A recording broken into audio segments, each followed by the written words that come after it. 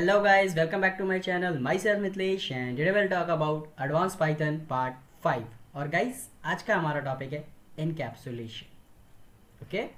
So guys, what is encapsulation? Encapsulation is the idea of wrapping data and methods into a class. Okay? And why we need that? So that you can hide the information and restrict the access from outside. Okay? तो guys अगर आप लोगों ने ये term बहुत अच्छे से पढ़ा होगा तो आप देख सकते हो कि मैंने यहाँ पे एक वर्ड यूज़ किया दैट इज़ क्लास. तो गाइस इनकैप्सुलेशन जो है वो क्लास के अंदर ही यूज़ किया जाता है. ठीक है, तो इनकैप्सुलेशन में हम क्या करते हैं गाइस, हम जब क्लास बनाते हैं उसमें कोई वेरिएबल या कोई मेथड्स बनाते हैं तो उसके ऊपर हम एक एक्सेस का लिमिट लगाते हैं. ठीक है, कि मेरा एंड यूज़र उसको किस लेवल तक एक्सेस कर सकता है. ठीक है, अगर मैं कोई एक्सेस पब्लिकली रखना चाहता हूँ, प्राइवेट रखना चाहता हूँ या प्रोटेक्टेड, ये डिफाइन करने के लिए हमें एक्सेस मॉडिफायर सेट करना होता है हमारे प्रोग्राम में. ठीक है गाइस, और ये चीज़ें हम क्लास के अंदर सेट करते हैं. ठीक है, तो हम जो सेट करते हैं एक्सेस मॉडिफायर्स वो क्या क्या होते हैं, that is public, private, protected and private. ठीक है, तो जब भी तुम कोई क्लास बनाते हो गाइस तो उसमें जब अगर तुम किसी भी वेरिएबल के ऊपर लाइक तुम अगर C++ या जावा से हो तो तुमने देखा होगा C++ में हम कुछ प्राइवेट ऐसा लिखते हैं, देन प्रोटेक्टेड लिखते हैं, देन उसके नीचे हम वेरिएबल्स डिक्लेयर करते हैं या हमारे मेंबर फंक्शंस लिखते हैं. जावा में भी तुम ये सेम चीज़ करते हो, तुम्हें वहाँ पे स्पेसिफाई करना पड़ता है प्राइवेट एंड प्रोटेक्टेड. बट ठीक है, तो तुम अगर पाइथन में ये चीज़ करना चाहो, ठीक है, तो पाइथन में अगर मैं कोई क्लास बना रहा हूँ, ठीक है, और इसके अंदर मैं इसका अगर कंस्ट्रक्टर लिख रहा हूँ गाइस, तो यहाँ पे तुम देखो मैं क्या कर रहा हूँ. यहाँ पे मैं सेल्फ डॉट नेम लिखूँगा और यहाँ पे मैं इस वेरिएबल में कोई वैल्यू सेट कर रहा हूँ दैट इज़ माई BMW. ठीक है, तो तुम गाइस देख सकते हो कि पाइथन में ये सब चीज़ें लिखने की तुम्हें ज़रूरत नहीं पड़ती है. लाइक प्राइवेट, पब्लिक और प्रोटेक्टेड यहाँ पे लिखने की तुम्हें ज़रूरत नहीं है. ठीक है, यहाँ पे तुम्हें क्या करना होता है, तुम्हें वेरिएबल पे ध्यान देना होता है. अगर किसी वेरिएबल के आगे मैंने कुछ भी नहीं लिखा है, लाइक नॉर्मल मैंने एक वेरिएबल डिफाइन किया, तुम देख सकते हो कि सेल्फ के बाद मैंने यहाँ पे सिर्फ नेम लिखा है. ठीक है, तो ये जो वेरिएबल है मेरा बाय डिफ़ॉल्ट नेचर में पब्लिक है. ठीक है, अब जो मेरा नेक्स्ट वेरिएबल है अगर उसके आगे मैं एक अंडरस्कोर यूज़ करता हूँ, ठीक है, यू गाइस कैन सी यहाँ पे मैंने एक अंडरस्कोर यूज़ किया, तो ये जो तुम्हारा वेरिएबल है गाइस ये तुम्हारा बन जाता है प्रोटेक्टेड. ठीक है, और अगर मुझे पाइथन में कोई variable as a private declare करना है तो मैं क्या करता हूँ गाइस, उसके अंदर डबल अंडरस्कोर यूज़ करता हूँ. ठीक है, तो हम अगर डबल अंडरस्कोर यूज़ करते हैं तो मेरा ये पर्टिकुलर वेरिएबल जो है ये बन जाता है मेरा प्राइवेट. ठीक है, अब तुम बोलोगे यार इन तीनों में डिफरेंस क्या है, तो मैं तुम्हें गाइस एक बार ये प्रोग्राम रन करके दिखाता हूँ तब मैं तुम्हें ये चीज़ एक्सप्लेन करूँगा. ठीक है, so guys let's create the instance. यहाँ पे मैंने इंस्टेंस बना लिया एंड हम क्या करते हैं गाइस, यहाँ पे सब की वैल्यू को प्रिंट करते हैं. तो बेसिकली मैंने पहले नेम प्रिंट किया है, then print C._name. Okay, and then मैं क्या करता हूँ, यहाँ पे एक और प्रिंट स्टेटमेंट यूज़ करता हूँ और यहाँ पे मैं प्राइवेट वाली वैल्यू को प्रिंट करता हूँ. ठीक है, तो इसको ज़्यादा अंडरस्टैंड करने के लिए गाइस यहाँ पे मैं लिख लेता हूँ प्रो, तो मुझे समझ में आएगा कि ये प्रोटेक्टेड का है.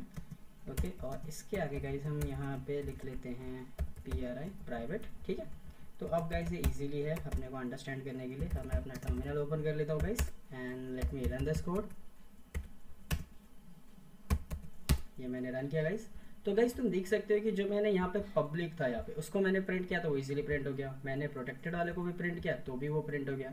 बट जो थर्ड वाला जो मेरा प्राइवेट वेरिएबल है इसने मुझे एरर दे दिया. And what is that error, that is attribute error. ठीक है, ये एरर मुझे क्या बोल रहा है कि जो तुम्हारा कार का ऑब्जेक्ट है उसमें नेम नाम जो अंडरस्कोर नेम जो तुम बोल रहे हो एट्रीब्यूट वो मुझे मिला ही नहीं. ऐसा कुछ एट्रीब्यूट ही नहीं तुम्हारे क्लास में. बट अगर तुम यहाँ पे देखोगे तो यार ये चीज़ तो यहाँ पे है, तो ये यूज़ में क्यों नहीं है, बिकॉज ये प्राइवेट वैल्यू है.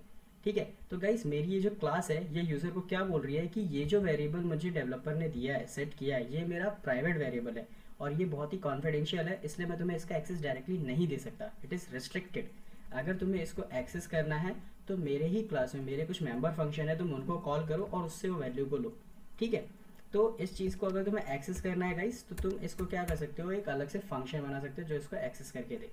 ठीक है, तो ये हो गया तुम्हारा प्राइवेट. अब अगर मैं यहाँ पे इसकी बात करूँ प्रोटेक्टेड की गाइस, तो प्रोटेक्टेड गाइस तुम्हारा यूज़ में तब आता है जब तुम सब क्लासेस के साथ काम करते हो, लाइक इनहेरिटेंस के टाइम पे, तो तुम वहाँ पे लाइक प्रोटेक्टेड वेरिएबल्स यूज़ कर सकते हो. ठीक है, तो अब गाइस हम क्या करेंगे, यहाँ पे जो मेरा ये क्लास है मतलब सॉरी मेरी जो ये वैल्यू है underscore name that is private, right. अब मुझे अगर इसको यूज़ करना है then how I am going to be use it, मुझे एक्सेस करनी है, तो मैं क्या कर सकता हूँ, तो यहाँ पे मैं एक वैल्यू फंक्शन बना लेता हूँ that is my name function and let me return self dot underscore name.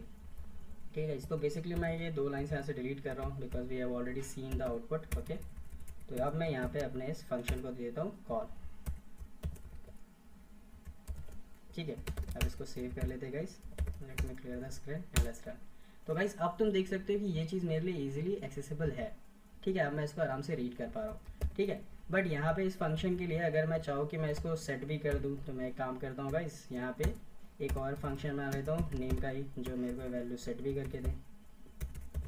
ठीक है, तो बेसिकली हम यहाँ पे मेथड ओवरलोडिंग ट्राई कर रहे हैं गाइस। ठीक है, तो लेट्स सी पाइथन इसको कैसे हैंडल करता है, या फिर उसको हैंडल कर भी पाता है या नहीं। ठीक है, तो हम इसको सेल्फ सेट करके देखते हैं।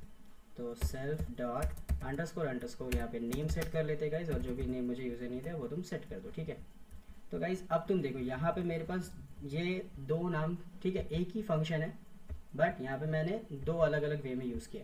तो ठीक है, तुम यहाँ पे देख सकते हो कि मेरा फंक्शन नेम सेम है, नेम। तो क्या ये चीज़ पाइथन सपोर्ट करता है, ये हम तुम्हें दिखाएंगे। It's like we can see that. Okay, so let me save this and let's run this code. तो गाइस तुम यहाँ पे देख सकते हो कि ये फंक्शन यहाँ पे कॉल करने के टाइम पे एरर आ रहा है। ठीक है, नाउ अब तुम सोचोगे कि यार C++ या जावा में जब हम ये चीज़ करते हैं तो ये ईजी है, ये रन हो जाती है, राइट? क्योंकि C++ एंड जावा में ये चीज़ अलाउड है guys. Method overloading is allowed in C++ and Java, but Python में मेथड ओवरलोडिंग अलाउ नहीं है। ठीक है, तो गाइस पाइथन में जब तुम एक ही फंक्शन का नाम दूसरे तरीके से यूज़ करते हो तो पाइथन ये चीज़ अलाउ नहीं करता है। ठीक है, पाइथन क्या करता है, वो देखता है कि तुम्हारे यहाँ पे तुमने ये फंक्शन जो बनाया ये विदाउट पैरामीटर और दूसरा वाला पैरामीटर है, तो वो तुम उसके लिए वो तुम्हें एरर देगा। क्यों?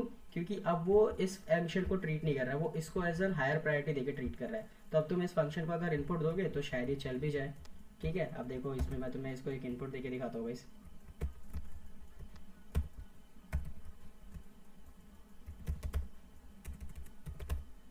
तो इसको हम यहाँ पे सेव कर लेते हैं, इसके यहाँ से रन करते हैं। तो यू गाइस कैन सी कि ये फंक्शन मेरा चल गया, बट मुझे उसने कुछ प्रिंट करके नहीं दिया, राइट? बिकॉज ये सिर्फ एक वैल्यू को सेट कर रहा है। तो गाइस अगर हमें ऐसे सेम फंक्शन के साथ ही ऑपरेशन परफॉर्म करना, लाइक मुझे इस वेरिएबल का गेटर एंड सेटर बनाना है प्राइवेट वेरिएबल का, तो how can I do it? Then we can use property. Okay, तो तुम गाइस यहाँ पे अगर प्रॉपर्टी यूज़ करोगे तो अब मेरा जो क्लास है उसको एक चीज़ समझ में आ गई कि मेरा एक प्रॉपर्टी है दैट इज़ नेम। ठीक है, इस प्रॉपर्टी के नेम्स जब तुम कॉल करोगे तो मैं तुम्हें मेरे इस प्राइवेट वैल्यू को एक्सेस करने दूंगा। ठीक है, तो बेसिकली जब तुम गाइस प्रॉपर्टी यूज़ करते हो, ठीक है, जब तुम ये डेकोरेटर यूज़ करते हो प्रॉपर्टी किसी भी फंक्शन के ऊपर, तो तुम्हें इस फंक्शन को सिर्फ नेम से कॉल करना होता है। उसके सामने तुम्हें closing, opening and closing bracket देने की जरूरत नहीं होती है। ठीक है, I can show you. Okay, and अब मैं क्या करूँगा, ठीक है गाइस, पहले मैं तुम्हें यही रन करके दिखाता हूँ कि एक्चुअली ये वर्क कैसे करेगा। सो now my name becomes property here. I will show you how exactly it behaves now. So I'm clearing my screen and now you can see इसने यहाँ पे ये चीज़ रन कर दी और मुझे इसने इसका ऑब्जेक्ट भी दे दिया। ठीक है, अब गाइज ये जो है ये मेरी प्रॉपर्टी बन चुकी है यहाँ पे। ठीक है, तो अब इस प्रॉपर्टी के हिसाब से ये जो वैल्यू यहाँ पे इसको मिलनी चाहिए थी ये मुझे रिटर्न करके दे रहा है। ठीक है, अब मैं क्या करता हूँ, इसका गेटर भी बना लिया है, तो अब इसका हम सेटर बना लेते हैं guys. because I already have the getter, like from this value I will get the value like what exactly it will going to be return from my this class. okay, यहाँ से self में जो भी value उसमें set है वो यहाँ से मुझे मिलना चाहिए। ठीक है तो इसके हिसाब से मुझे ये डेटा प्रिंट होकर मिलना चाहिए। नाउ यहाँ पे ये ऑब्जेक्ट तुम्हें इसलिए दिख रहा है बिकॉज तुम देख सकते हो कि यहाँ पे अभी भी ये फंक्शन है। ठीक है, और ये मेरी प्रॉपर्टी है, तो ये अभी भी पूरी तरह से तुम्हें रन करके नहीं दे रहा आउटपुट। ठीक है, तो हम क्या करेंगे गाइस, यहाँ पे इसका सेटर बना लेते हैं। ठीक है, and now save this and now run this program. तो यू गाइस कैन सी कि अब इसको समझ में आ रहा है कि ये जो प्रॉपर्टी है उसको इस प्रॉपर्टी से सिर्फ ये वैल्यू प्रिंट करनी है, राइट? तो उसने मुझे वो प्रिंट करके दे दिया। ठीक है, तो ये तुम्हारा प्रोग्राम यहाँ पे रन हो गया। अब मैं बोलता हूँ कि अब जो मैंने यहाँ पे सेटर बनाया मुझे वैल्यू सेट करनी है इसकी, तो मैं कर सकता हूँ क्या? तो मैं करने की कोशिश करता हूँ गाइस। तो मैं यहाँ पे इसको दे रहा हूँ नेम और यहाँ पे मैं इसको देता हूँ ऑडी। ठीक है, और अब मैं इसको यहाँ से प्रिंट करने की कोशिश करता हूँ कि जो मेरा मैंने यहाँ पे नेम चेंज किया है मैं फिर से अपने जो गेटर फंक्शन था, मतलब ये मेरी प्रॉपर्टी, उसको मैं यहाँ पे कॉल करा रहा हूँ गाइस। ठीक है, अब यहाँ पे ध्यान से समझना मैंने क्या किया है। यहाँ पे देखो मैं गेटर को कॉल कर रहा हूँ, गेटर इज माई प्रॉपर्टी। तो तुम देखोगे तो इसको जब मैंने कॉल किया तो इसको मैंने सिर्फ और सिर्फ फंक्शन का नाम दिया है। ओके, तो प्रॉपर्टी गाइस इसका मतलब यही होता है कि तुम्हें फंक्शन का सिर्फ नेम यूज़ करना होता है और ये इसके अंदर के ऑपरेशन तुम्हें करके दे देगा। ठीक है, अब at the same time I am using the setter. तो ये सेटर मेरा क्या कर रहा है, इस फंक्शन को ये जो वैल्यू मैं दे रहा हूँ ये वैल्यू यहाँ पे इसको मिल रही है और इसके हिसाब से ये मेरे उस वैल्यू को सेट कर रहा है जो मैंने अपने यहाँ पे डिफॉल्ट इनिशियलाइज किया है। ठीक है, अब दोबारा अगर मुझे इस वैल्यू को एक्सेस करना है तो again I am using this getter. तो मैं इस प्रॉपर्टी को वापस यूज़ कर रहा हूँ, this is my property right guys. तो यहाँ पे आप देख सकते हो कि इसको मैंने दोबारा यूज़ किया तो ये वैल्यू मुझे अपडेट करके दे देगा, ठीक है। तो अब मैं यहाँ पे वापस आता हूँ, I am clearing my screen and let's run. तो यू गाइस कैन सी यहाँ पे कि मुझे डेटा अपडेट होकर मिल गया। तो previously it was BMW PRI private and now I have updated it to Audi. तो तुम देख सकते हो we are easily able to access the private variable and we are also able to modify it. Okay guys, so this is all about encapsulation in Python guys. I hope आप लोगों को ये video पसंद आई हो। अगर आप लोगों को ये वीडियो पसंद आई हो तो please do like share and subscribe. Thank you guys, thanks a lot, see you in the next video.